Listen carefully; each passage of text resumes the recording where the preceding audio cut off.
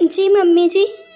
मैंने तुमसे कहा था अपने मायके फोन करके करवा चौथ का सामान मंगवा लो। मैंने तुमको पूरी लिस्ट बना के दी थी।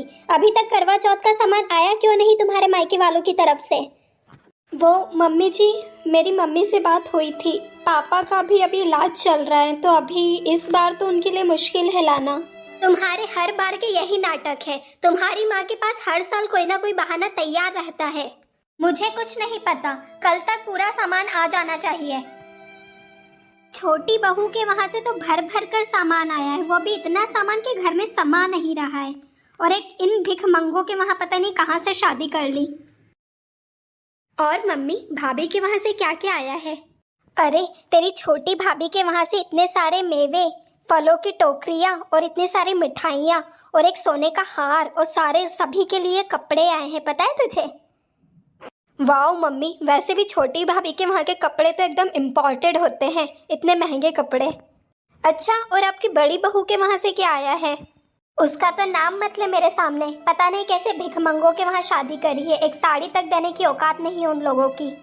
दीदी, खाना बन गया है, चलकर खा लीजिए।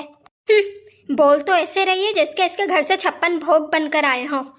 अरे छोटी भाभी, आइए ना, खाना खा लीजिए साथ में। तुम लोगों से कितनी बार बोला है, जब भी मैं बाहर निकलूं तो मुझे टोका मत करो। मुझे टोका टाकी बिल्कुल पसंद नहीं है। वैसे भी मैं बाहर डिनर करने जा रही हूँ, ठीक है? हाँ हाँ बहू, जाना। किसने रोका है तुझे? आराम से जा। मम्मी जी। हाँ बोल। मम्मी जी, वो बुआ जी आने वाली है, उनका फोन आया था। ठीक है, दाल चावल बना देना। एक और भिखमंगी आ गई, अब उसके लिए भी तैयारियां करनी पड़ेगी। अरे दीदी, आइए ना। नमस्ते बुआ जी। अरे खुश रहो खुश रहो।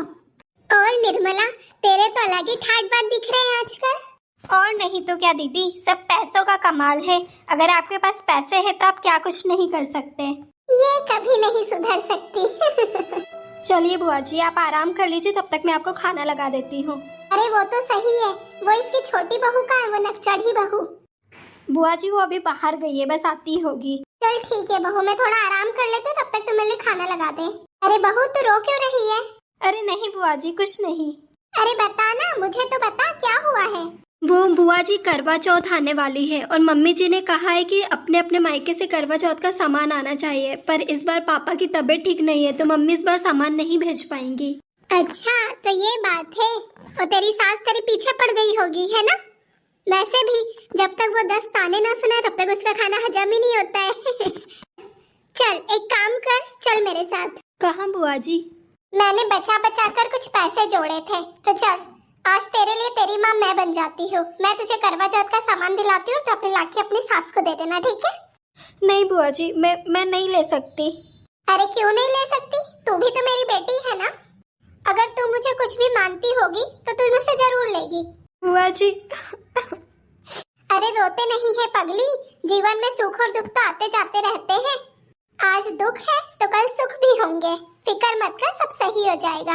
अब चल मेरे साथ बाजार चल। अरे बहू, ये जो मेरे कमरे में सामान रखा है वो तेरे वहाँ से आया है? हाँ तो क्या अपने आप आसमान से उड़ के आ जाएगा क्या? चलो मुझे क्या, कहीं से भी आए, कम से कम सामान तो आया। अब तो हंसते, ये नकचड़ी है, नकचड़ी ही रहेगी, इसको कोई नहीं बदल सकता। थैंक यू बुआ जी, आपने मेरी इतनी मदद की। अगर आप नहीं होती तो पता नहीं क्या होता। अरे अगर मैं नहीं होती तो कोई और होता। भगवान के पास हर समस्या का समाधान होता है, इसलिए कभी भी चिंता मत कर।